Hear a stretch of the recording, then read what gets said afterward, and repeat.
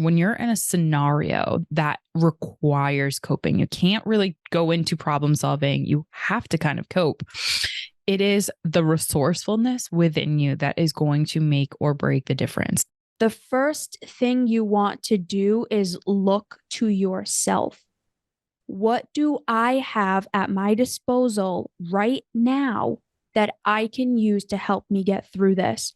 Not looking at anyone, not looking at anything else, just me sitting here right now. What is it that I can do? Hey everybody, it's Bianca. And this is Amelia. Welcome to another episode of Evolve Ventures, where we are helping growth-minded humans evolve by breaking one limiting belief at a time. We hope you enjoyed last week's episode. Number 224, Is Your Attachment Style Hurting You? That was a little bit of an intense one, but a really, really fantastic episode. We're definitely going to continue doing episodes like that. So if you want more, it's coming. Don't worry. For today, 225, Motivation Monday, how to use your resources to cope better. So for all of you who know me, and for those of you who don't, hello, I am a licensed mental health counselor, and I specialize in cognitive behavioral therapy. And one of the biggest things that clients come to me for is learning how to cope. And learning how to cope and handle and deal with the challenges that they're facing in their life because they don't feel like they can. They don't know how to deal with what's going on. They don't know how to deal with the challenges that they're facing, the different problems in their life, and they're looking for some sort of outlet. We actually have an article on the website coming out about this. I just wrote about it. That should be releasing soon. It dives all into coping and how to cope better. So this will be a little bit more of a condensed version of that. But one of the things that I see way too many of my clients going through is believing that they're looking for coping skills when in reality, they're looking for problem solving skills.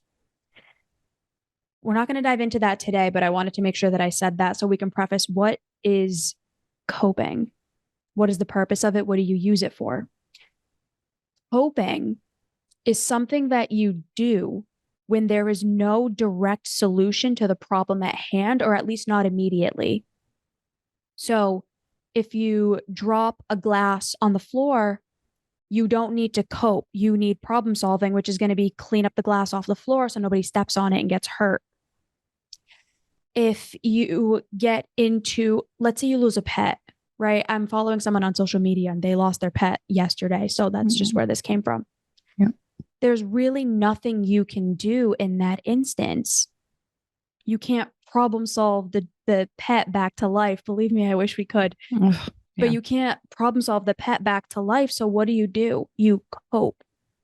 You find ways and resources to regulate your emotions, so to calm down, to feel better, and to change the narrative, to change what this thing means to you, about your life, about your future. And those are two of the biggest ways of coping. You either change how you feel or you change what things mean to you. And so for those clients that come to me, that they are actually looking for coping and for coping skills, that's what we're going to be diving into today is how do you actually do that? Where do you start looking for ways and resources to cope? Great lead in. And I'm really glad, B, that you had mentioned the difference between that because it's so true. So many people think that they want this when in reality, they actually need something very differently. And the contrast between problem solving and coping, I don't think unless you're a studied clinician, you would really know, like the average person would really know the difference. And our listeners definitely are all for those differences so that they can help equip and empower themselves to be able to maybe do a different Google research to get closer to what they're looking for, or maybe have the conversations with us or with someone that they care about in a way that actually will get them to the space or the outcome that they deeply desire. So maybe it is grieving a loss of a loved one, be it a pet or a family member and they're on their way to that or something else, right? And when we're looking just for problem solving skills in those situations, you'll never really feel any of that relief that a lot of our listeners are trying to inch towards, right? Alleviation from the pain that we're experiencing, and to try to make sure that you know what it is that you want helps you get there faster. So thank you for doing that for our listeners. So one of the things that I wanted to kind of bring into this episode to kind of complement what you said is what happens when you are going through a challenge and there isn't anything that you can really do about it in the kind of avenue that you had mentioned, be the problem solving skill, right? What do you do? That second component that you had mentioned of the coping, where it's the changing of the narrative that makes such a big difference. That's something that I realize you and I are extraordinarily good at. We've gotten so good at, to the extent where other people are like, how are you guys doing what you're doing? How are you guys getting through what you're getting through? How are you guys navigating the pressure that you guys have on your life at the rate that you guys are growing, at the rate of what you're doing, and at the rate of what you're contributing to the world? And you and I are kind of like shrugging our shoulders like there's no other way. But in all reality, it's that skill that's been built up over time, which is changing the narrative of what things mean to us, what things mean about us, and likewise, what things mean about the world, to the world, all the things that we have control over, and really focusing in on our efforts in on what we do have control over. And that's one of the unconscious things that I find our listeners, our clients, and our community really strives for, which is that control, that certainty. And as you shift gears into, oh, okay, that's really what I unconsciously need. Now let's start to head into that. So resourcefulness, that's the word that I want to bring into this episode. So to the episode, how do you use your resources to cope better when you're in a scenario that requires coping? You can't really go into problem solving. You have to kind of cope. It is the resourcefulness within you that is going to make or break the difference. Because let's say, for example, same exact situation, we can run with that loss of a pet, right? Your go-to coping mechanisms is going to go to the resources in your environment. So let's just think about people, for example. Let's say you decide to go to all of the people that you have in your corner from high school, and you use them, leverage them. Obviously, we're like not using people, so I don't want to like say that, but like you're being resourceful and you're like, all of my old high school friends, like I'm going to go to them to kind of get validation, to kind of get support, to try to move forward through the coping that I'm trying to do. If all of them have a narrative that in their internal life is more along the lines of like, well, there's really nothing you can do about it, so move on. And they're really dismissive of what you're going through and what you're trying to do, which is changing the narrative and work on some of the things that are really deeply painful for you. It's going to be a lot harder to move through that challenge than if maybe, let's say, for example, you say, okay, well, I know Amelia and Bianca have definitely gone through some things like this. I'm going to leverage them as a resource and really lean on them, because I know that they have the skills. I know that they have the narrative. And I know that not only them, but there's definitely this friend from college, or there's this, my mom's gone through something like this. And I know that she did it in a way that actually got her the results that she wants in an adaptive, productive way. See the difference between those two, if you will, groups of people? You're using your resourcefulness to lean in on the one that really is going to help you get closer to the outcome that you want, which is pain relief, which is adapting your narrative, which is leaning towards a more effective coping mechanism. Whereas if you go to your old high school friends that don't have those skill sets, they're actually going to prevent you and not allow you to be as resourceful as you could be if you were to ask that question.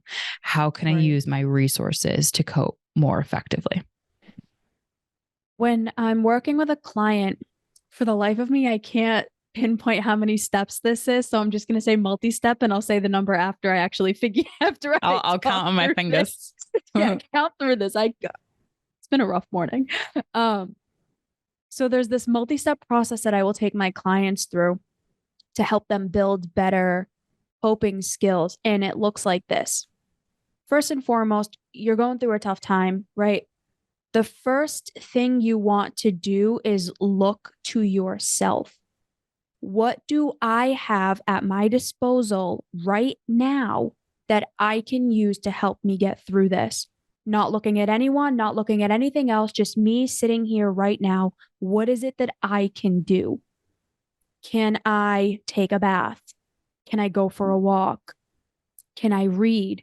Can I pull out my guitar? That's something that I've been doing a lot lately. I'm trying to practice the guitar. It just helps ground me a little bit.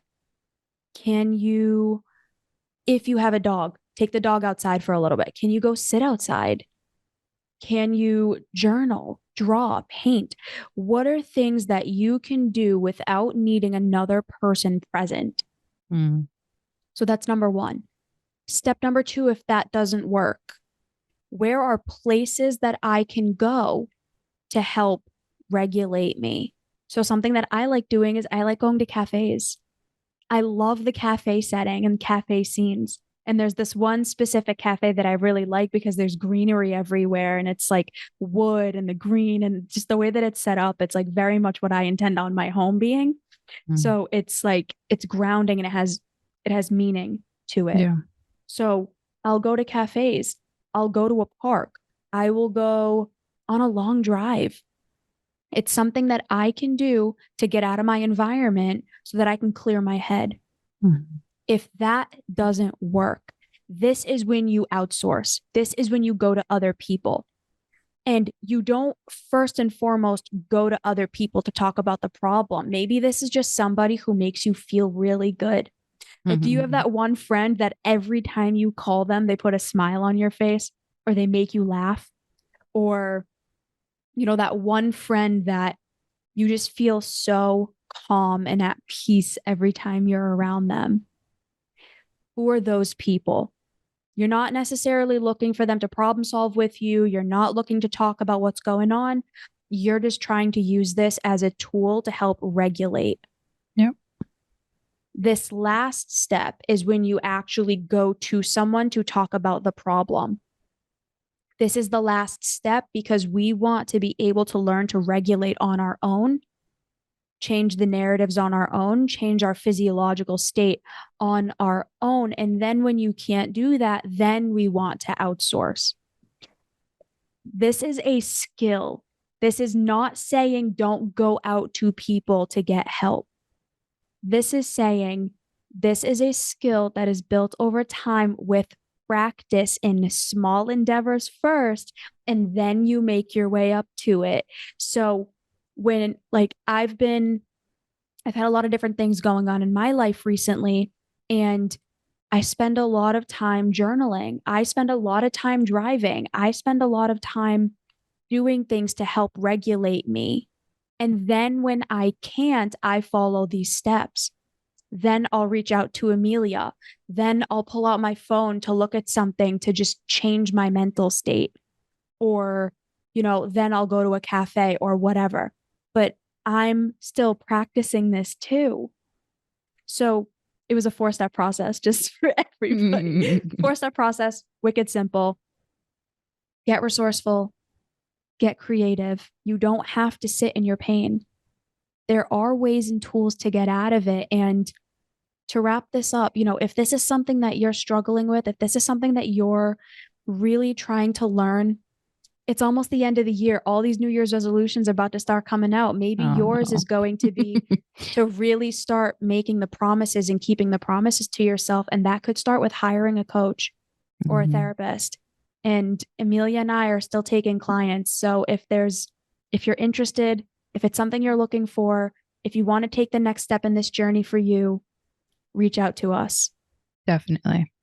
What is your episode suggestion and final takeaway? So my final takeaway is exactly that. If you're finding yourself like not getting to where you're going, it might just be because of the fact that you haven't landed upon or found the coping skill that is most aligned for you at this unique point in your journey. Because one of the things that we oftentimes forget, what might have been an effective coping strategy for you when you were 3 years old looks very different when you're 23 years old, when you're 13, when you're 33, when you're 43. And as we grow and evolve, so do our challenges. So does our ability to be able to assess what the challenge is logically and thus create meaning towards it. So just as that evolves, so does our coping skills need to evolve. So I was pulling up a graphic just to kind of close out on this yesterday with a client that was looking at this. And it's a graphic that we'll include in the show notes, because what it has is all the different like little icons of what you could do to cope. And the crying on the bottom left, smile, take a walk, doodle on paper, play an instrument, practice deeper into slow breathing. Like there's so many different things. When you were a toddler, crying was the thing that you were the go-to for you, probably, right? Like that's just a natural coping mechanism. And that's really, really effective. It's super effective when you're 3 years old, but because a society doesn't really necessarily celebrate crying, right? Maybe crying for you has evolved into gardening, has evolved into knitting, has evolved to coloring, right? There's so many different layers of your evolution, and not that that crying won't serve you, but there is something that might actually serve you better. So that's where the coaching can come in handy, where we can really help guide you to help you lock in and hone in on what is that effective coping strategy for you.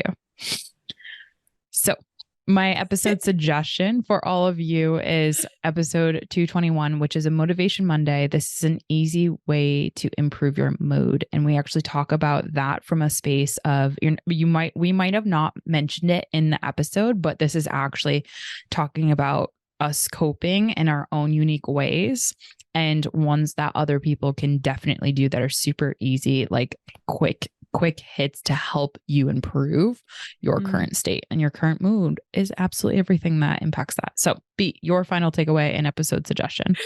I'm sitting here giggling because I'm like, I love a good cry. I don't care what anyone says. No, it's so good. It's so good. So important. There's nothing better than that feeling after a really good cry when you just feel so much release. It's like, oh, yes.